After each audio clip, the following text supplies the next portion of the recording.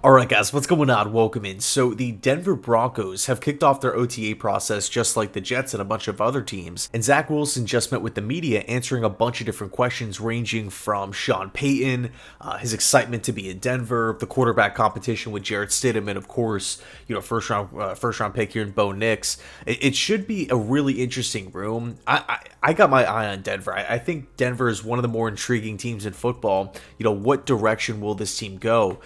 They were kind of, in like the mainstream media, I felt like they were an easy target, right, with Russell Wilson and Sean Payton in year one and everything like that. Post Nathaniel Hackett era, the defense really struggled, but they finished with 9 wins, right? They finished 1 win above 500, 9-8 to round out the year, which is pretty.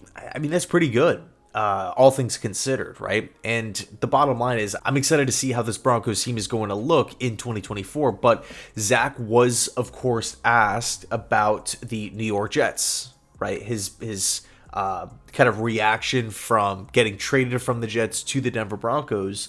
And this was his response. He said it was bittersweet. Obviously, there's bittersweet moments in everything, and how he misses a lot of the guys out there, and talked a little bit about the coaching staff as well. But at the same time, he did say that a fresh start is good, and that he's excited to attack a new challenge. So Zach handled the question with maturity. He was professional about it. He didn't throw the Jets under the bus, or he didn't take a dig at Robert Saleh or Mike LaFleur or Nathaniel Hackett or anything like that.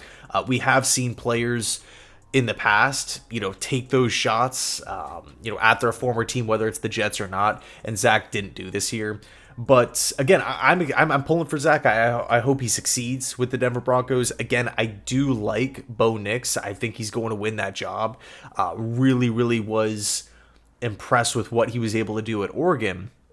And obviously, with the New York Jets here moving forward with Aaron Rodgers, Tyrod Taylor, and then, of course, Jordan Travis as the third string young developmental quarterback, I absolutely love this quarterback room for the Jets, the structure of it. I mean, really, you have a win now option, you have a plan B backup option that is capable of stepping in and winning football games, not losing you the game.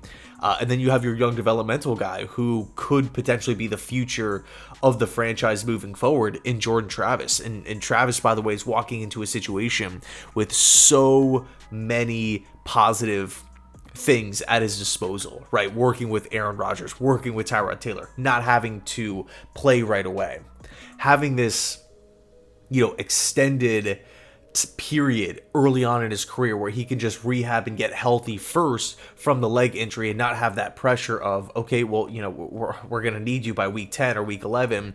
When are you going to be healthy? When are you going to be healthy? Not in the slightest.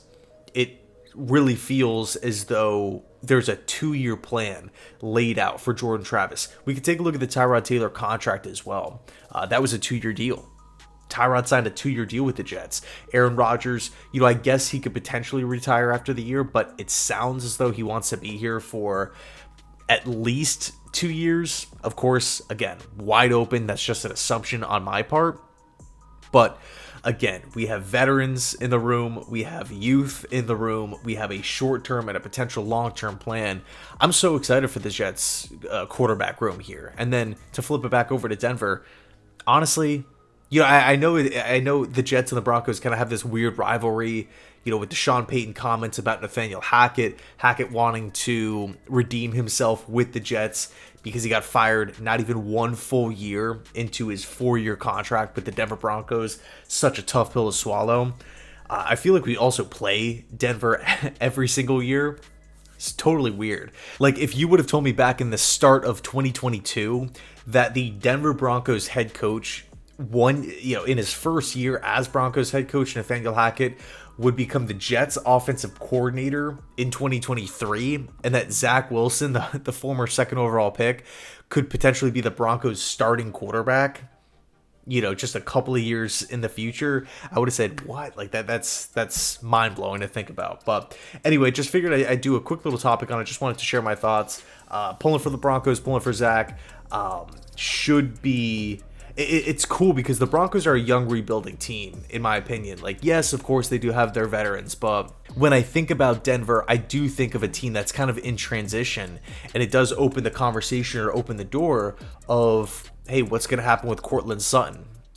29 years old, he's missed some time due to injury, last year of his contract.